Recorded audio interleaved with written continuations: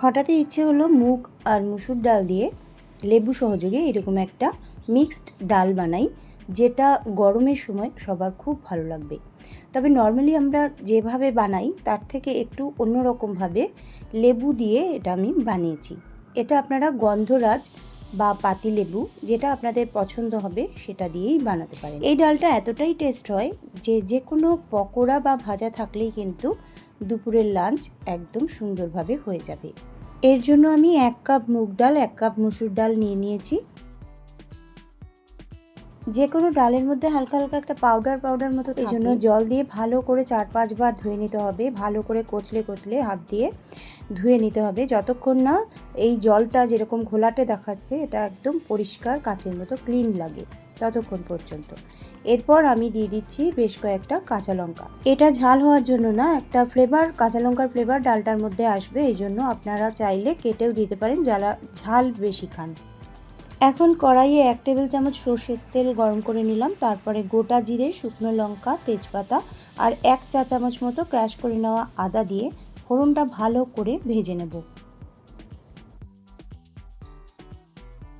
এর সঙ্গে আমি দিয়ে দেবো 1/4 টিস্পুন মৌরি বাটা। এটা অপশনাল, তবে দিলে গরমের সময় পেট ঠান্ডা থাকবে আর সঙ্গে টেস্টও কিন্তু খুব সুন্দর হবে। এগুলো ভালো করে ভাজা হয়ে গেলে দিয়ে দেবো সিদ্ধ করে রাখা ডাল। ভালো করে ডালটা দিয়ে দেওয়ার পর খুন্তি করে একবার ভালো করে ফোড়নের সঙ্গে মিশিয়ে নেব।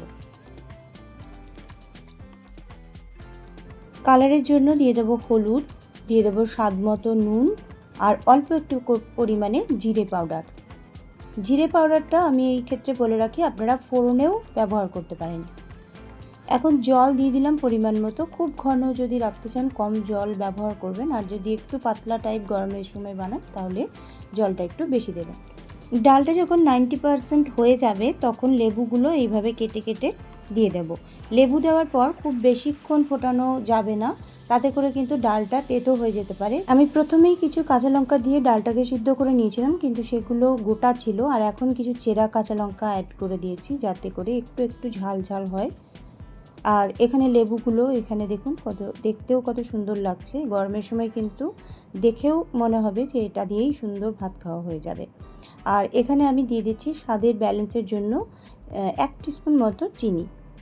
এখানে দিয়ে দেবো আর একটুখানি আদা, মানে কাঁচা আদাই দিচ্ছি একটু ক্রাশ করে নিয়ে। এটাও কিন্তু স্বাদটাকে আরও বাড়াবে, বেশ টেস্টটাকে আরও সুন্দর করবে। এখন একটা পাত্রের মধ্যে আমি ডালটাকে নিয়ে নিচ্ছি। আমি কি দিয়ে সার্ভ করব এই ভাতের থালিটা, সেটাও আমি আপনাদের কাছে শেয়ার করছি আর কিছুক্ষণের মধ্যেই।